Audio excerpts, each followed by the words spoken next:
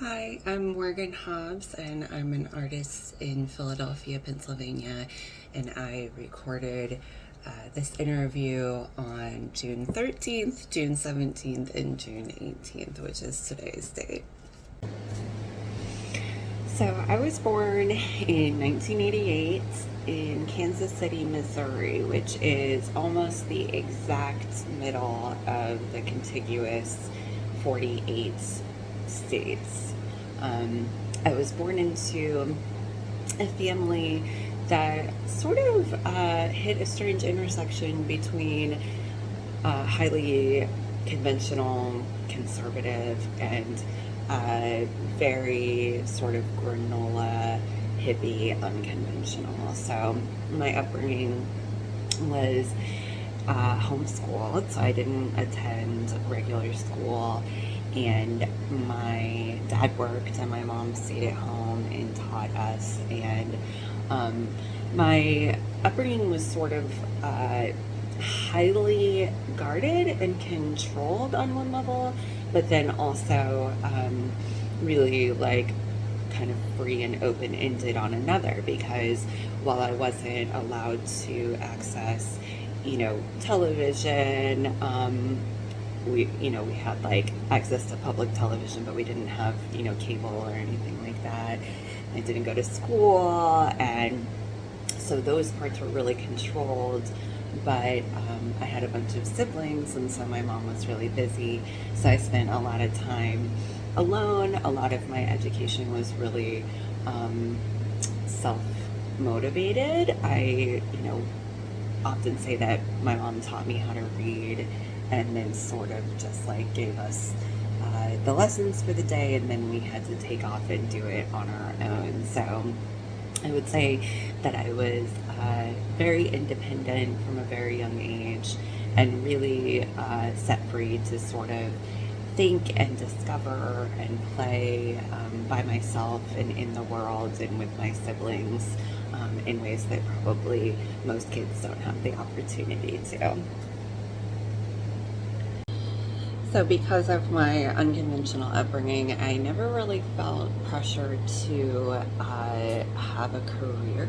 I was sort of told that I would go to college to get my MRS degree, meaning that I would go to college to meet my future husband. And so, sort of ironically, because that was the expectation, it gave me permission to just sort of explore on my own. There wasn't a high expectation of me, um, you know, becoming a doctor or anything like that, even though I was a pretty good student and always did well on my testing and things like that. So I went to the University of Central Missouri, which is in a rural suburb of Kansas City, and I studied painting and also anthropology, and really became interested in anthropology at the time, not knowing that it would ever have anything to do with my painting practice. In the fall of 2013, I decided to attend the Pennsylvania Academy of the Fine Arts in Philadelphia, Pennsylvania, which is on the northeast coast of the United States, pretty far away from my home.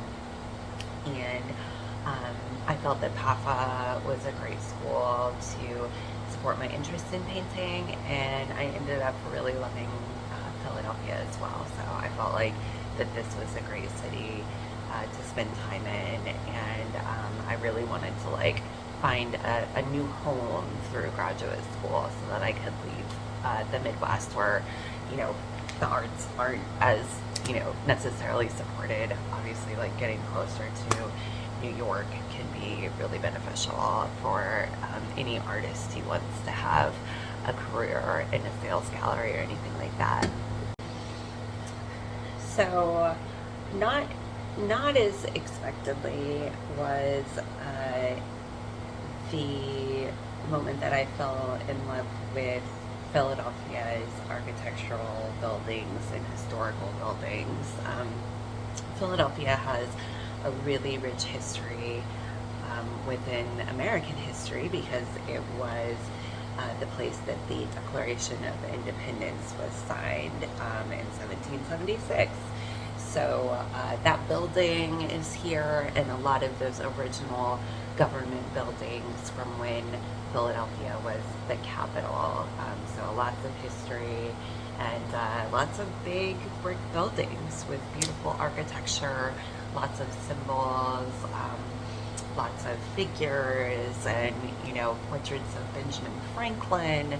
And it's just a really beautiful, mesmerizing place.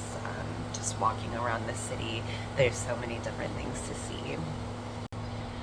After graduation in 2016 or 2017, I was still painting, but I started to cover uh, mostly like empty boxes, empty Amazon boxes in paper mache. So I was collecting these recycled materials in my studio, and I had a bunch of paper mache, and then I would just coat each box, and it really created this illusion of concrete or brick or like carved stone of some sort, that really started to look like some of the buildings around the city that I was seeing.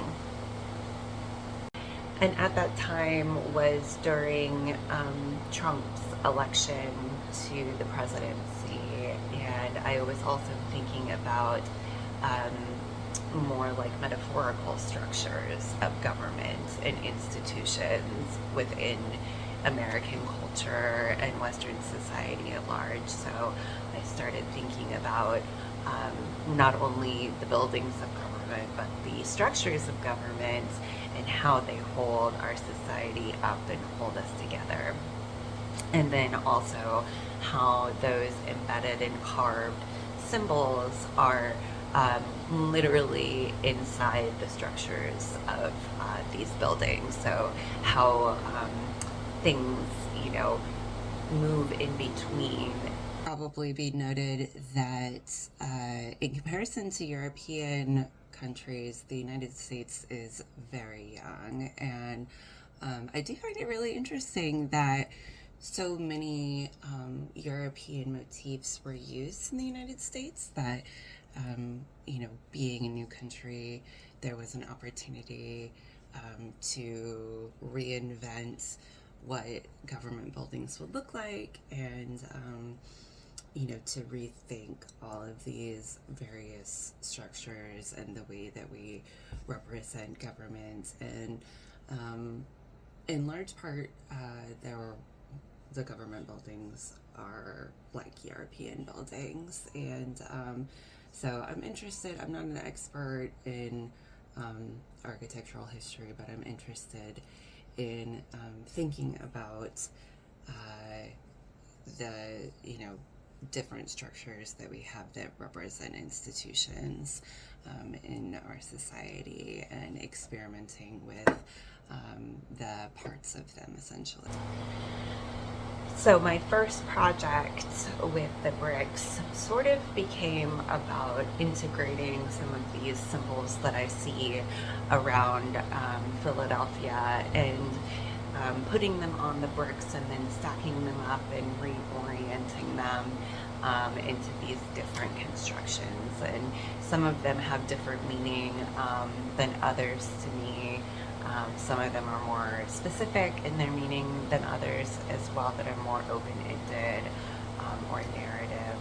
But I've been working on those sculptures now for, I guess, like 6 or 7 years. Then more recently, I started to incorporate different kinds of painting back into my practice. Painting of fountains, painting mosaics, painting the paper mache on a panel, in all of these various forms. And essentially, I like to think about, I think like at the core of what I am interested in, I'm thinking about stories and myths, and how we develop these stories about about ourselves, how we interpret things that happen within our existence, and how those things are interconnected with the structures that we shape around us. My biggest art historical influences are people like Philip Guston. I love Louise Nevelson. I love Morandi. Of course, I like Bernard and Matisse. I love antiquity. Obviously, archaeology is a huge influence. So I visited Newgrange in Ireland. Like I said, I went to Rome. I'm going to Greece this summer. I visited the Yucatan Peninsula to see Mayan ruins, and I'm so interested to see how these images kind of recycle throughout history. Certain things obviously just come up over and over again because they have to do with the human experience and the human condition. So my more recent work has been sort of focused on the overlap between technology and religion, technology, AI, things like that, and the deep past, sort of the cyclical nature of things. So I'm really interested in how similar things that, such as like UFOs and alien visitations can be sort of conflated, interpreted as the same thing. I think the biggest challenge of being an artist is just making the time and space for it in your life. It's hard to have enough money sometimes. It's, there's all these responsibilities that throughout your life can really be increasingly difficult to manage and to balance, and it's just important to do it like it's your job, whether you're making money at it or not, and basically just say, put your elbows out and, stake your claim to your time so that you have moments that you can go to the studio and be alone and really engross yourself in your work. Some of the biggest challenges of being an artist are things that I'm trying to address in my business structure and form.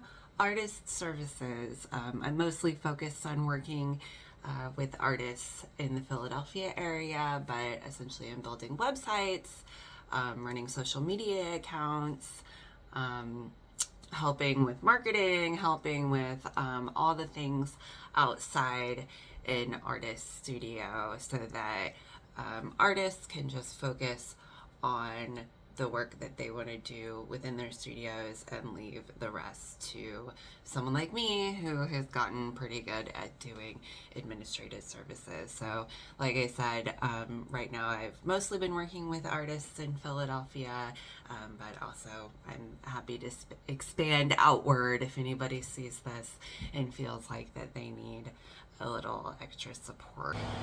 If I could go back and speak to my younger self, I would just kind of tell them that what makes you different from everyone else is an asset, not a problem. I think I was a little self-conscious because even though I love traditional painting from observation, I've always been someone who thinks a lot and, has a lot of ideas, and sometimes I didn't quite understand the people around me in my classrooms who were just enamored with the human form, and that felt like it was enough for them. And again, no judgment. I was like literally jealous of their focus and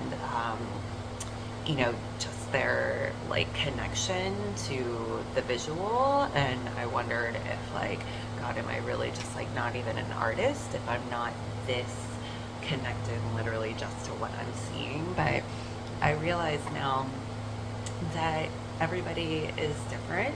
Even amongst artists, there's a huge range of differences, and those differences are good, and you will just end up making the work that you're most interested in making if you focus on just, as cliche as it sounds, being yourself.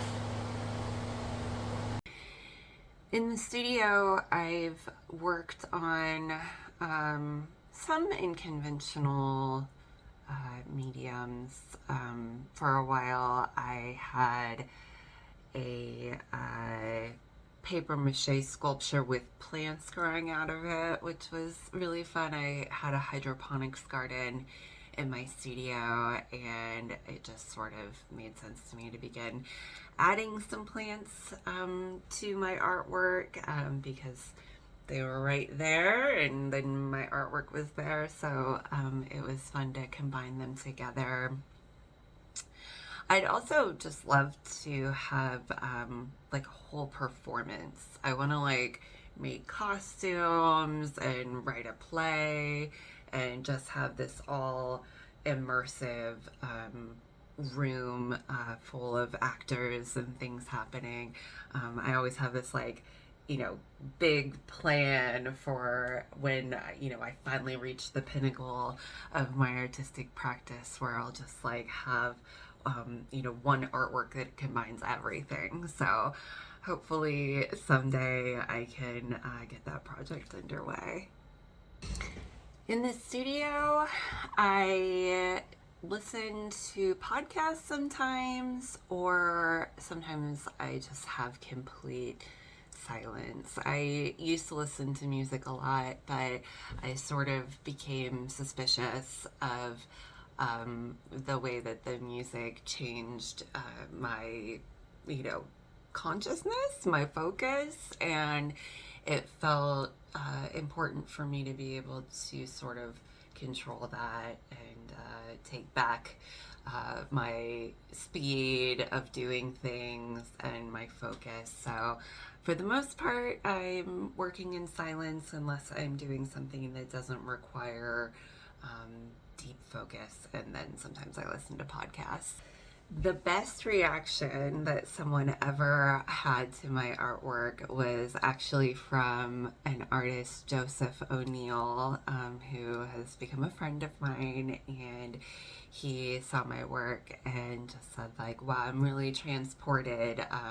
We're going to another dimension and I'm in a whole different space, and this is a real trip to a different place. And that was during an exhibition at Soft Machine Gallery in Allentown, Pennsylvania. The show was called Worry. It was organized by Elizabeth Johnson, who is an artist in Easton, Pennsylvania. And I had a whole room to myself, like a small room, where I got to build an installation that didn't photograph that well, in my opinion, although I'll share some photographs. But it was really a fun experience to be in the installation and to move through the various blocks. And then I made some paintings of fountains that were interspersed within the installation. So it was a really great experience, and I especially loved Joseph's feedback and some of the other visitors who came to that show as well. Think about what I want other people to take from my practice. I do kind of relate to the idea that as an artist, I'm sort of just setting a variety of things in motion through my work. So there's some things that I feel come up in the work, and there's some things that I often get from viewers about the work. But I think that, like, a lot of things are at play. The various contexts that I show my work on really changes the way that the installations come together. It changes the way that people are coming in and viewing the work. Obviously, a group exhibition in a museum is going to have a different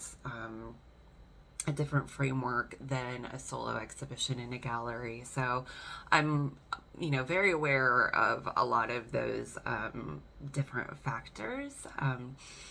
But I think that, like, I do like to have a sense of wonder in my work. So that is a goal that I like to just have when I'm creating something, that someone might come into it and want to spend time with it and have a curiosity about it.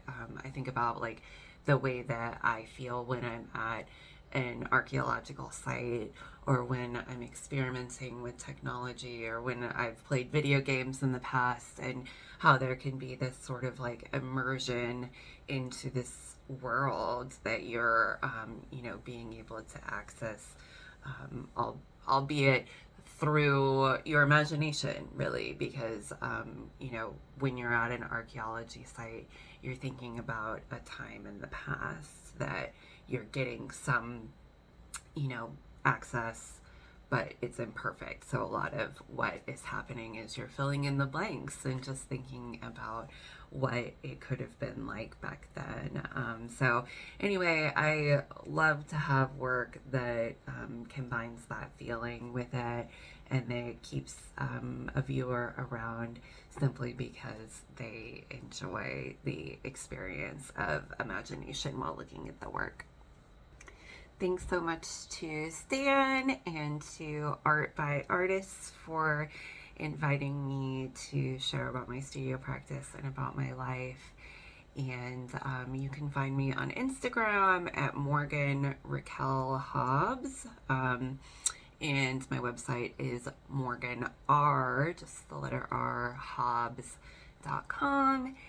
And I guess I have some stuff coming up. I don't know, just follow me on social media, and I'll be promoting upcoming events and exhibitions there. So thanks again for having me present my work.